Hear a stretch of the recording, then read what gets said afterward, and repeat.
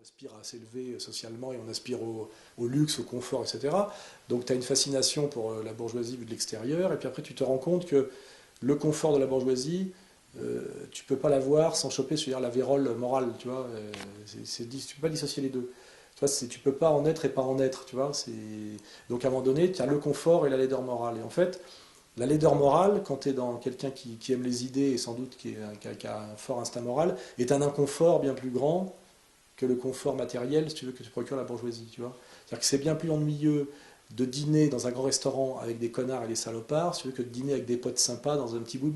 Et c'est toujours cette problématique bourgeoise qui est quand même la classe de la dissimulation et du mensonge, tu sais, la classe qui te dit que le problème c'est pas le meurtre, c'est le sang sur les mains, tu vois, c'est ça l'essence même de la bourgeoisie.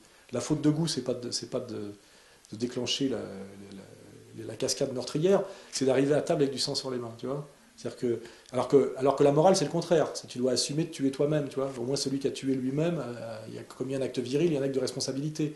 Le bourgeois, c'est pas vu, pas pris, tu vois. C'est la délégation et c'est, comment dirais-je, l'esthétique de la plénitude et l'apparence de la propreté, tu vois. C'est ce qu'on appelle d'ailleurs, comment dirais-je, la respectabilité bourgeoise, tu vois.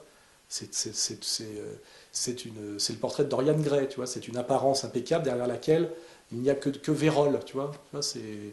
Et, euh, et surtout, ce qui m'a beaucoup perturbé en découvrant ça, c'est quand, par exemple, j'incrustais Castel, etc., c'est que les enfants de la bourgeoisie intègrent très vite cette laideur qui se connaissent très vite intuitivement le prix de la cooptation bourgeoise. C'est-à-dire le luxe passera par la laideur, tu vois. Ils le savent et ils l'admettent très jeunes. Ce qui fait qu'il y a un truc très étonnant chez les bourgeois, c'est qu'ils ont exactement le profil psychologique des vieux, tu vois. En fait, un jeune bourgeois, c'est un vieux. Il a une vision du monde de vieux, tu sais, en termes de cynisme, en termes de capacité d'acceptation de la laideur du monde. C'est vrai qu'aujourd'hui, quand moi je tiens une espèce de discours comme ça de critique de la bourgeoisie, je vois des gens qui ont 25 ans aujourd'hui, ils pensent que c'est de la jalousie, tu vois, c'est de la jalousie.